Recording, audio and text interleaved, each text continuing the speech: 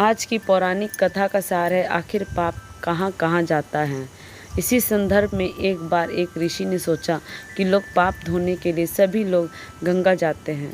ऐसे में सारे पाप गंगा में ही समा जाते हैं। इस तरह तो गंगा भी पापी हो जाएगी। उस ऋषि ने ये जानने के लिए आखिर पाप जाता कहाँ है तपस्या की। तपस्या करने के फलस्वरूप देवगण प्रकट हुए। तब ऋषि ने उनसे पूछा कि गंगा में जो पाप धोया जाता है वो कहाँ जाता है। तब भगवान ने कहा कि चलो गंगा जी से ही पूछते हैं इस बारे में। ऋषि और भगवान दोनों ही गंगा जी से पूछा कि हे गंगे, सब लोग तुम्हारे यहाँ पाप धोते हैं, तो इसका मतलब क्या आप भी पापी हुई? तब गंगा ने कहा कि मैं कैसे पापी हो गई, मैं तो सभी पाप लेकर समुद्र को अर्पित कर देती हूँ। इसके बाद ऋषि और भगवान समुद्र के पास गए और उनसे पूछा कि हे सागर, गंगा सभी पाप आपको अर्पित कर देती है, तो क्या ऐसे में आप पापी हो गए? तब समुद्र ने कहा कि वो कैसे पापी हुआ, वो सभी पाप को भाप बनाकर बादल बना देता है।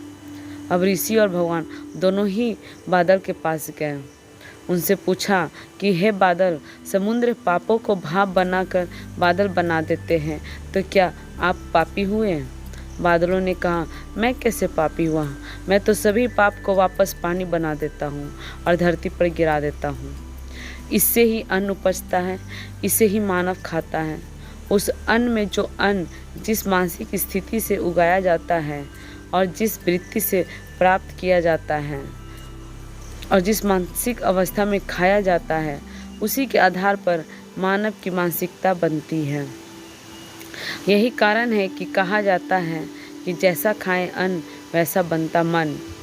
जिस वृत्ति से अन्न प्राप्त किया जाता है और जिस मानसिक अवस्था में खाया जाता है, वैसा ही विचार मानव का मन बन जाता है। ऐसे में हमेशा भोजन शांत रहकर ही ग्रहण करना चाहिए। अन्न जिस धन से खरीदा जाए वह धन भी श्रम का होना चाहिए। Thank you.